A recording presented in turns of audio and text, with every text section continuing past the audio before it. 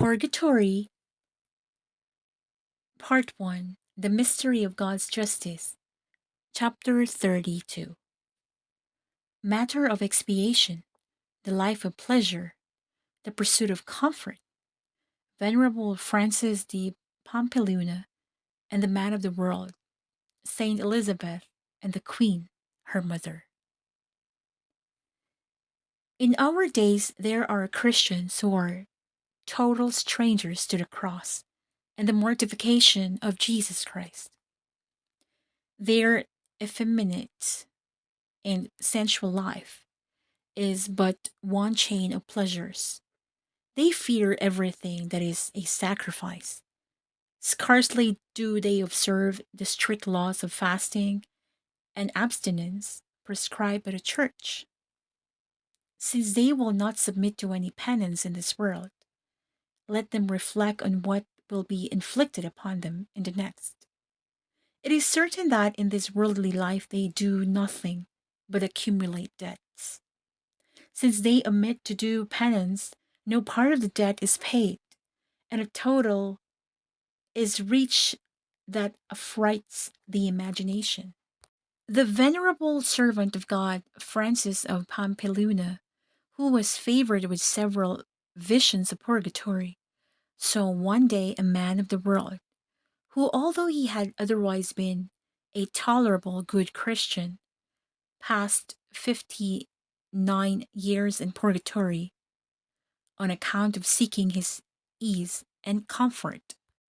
Another passed 35 years there for the same reason.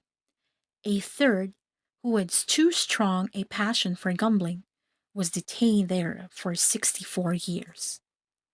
Alas, these injudicious Christians have allowed their debts to remain before God, and those which they might so easily have acquitted by works of penance, they have had to pay afterwards by years of torture.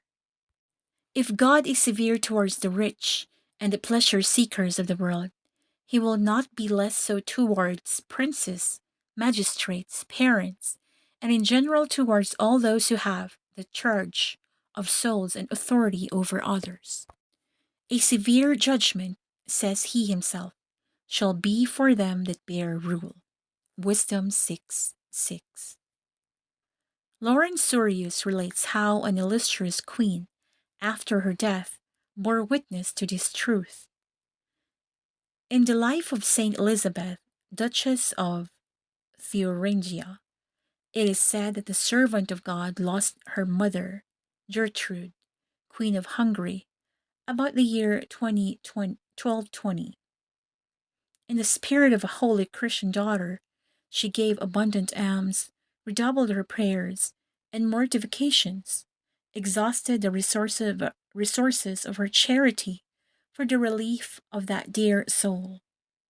God revealed to her that she had not done too much. One night, the deceased appeared to her with a sad and emaciated countenance. She placed herself on her knees next to the bed, and said to her, weeping, my daughter, you see me at your feet, your mother overwhelmed with suffering. I come to implore you to multiply your suffrages. The divine mercy may deliver me from the frightful torments I endure. Oh, how much are those to be pitied whose exercise authority over others! I expiate now the faults that I committed upon the throne. O my daughter, I pray you by the pangs I endured when bringing you into the world, by the cares and anxieties which your education cost me, I conjure you to deliver me from my torments.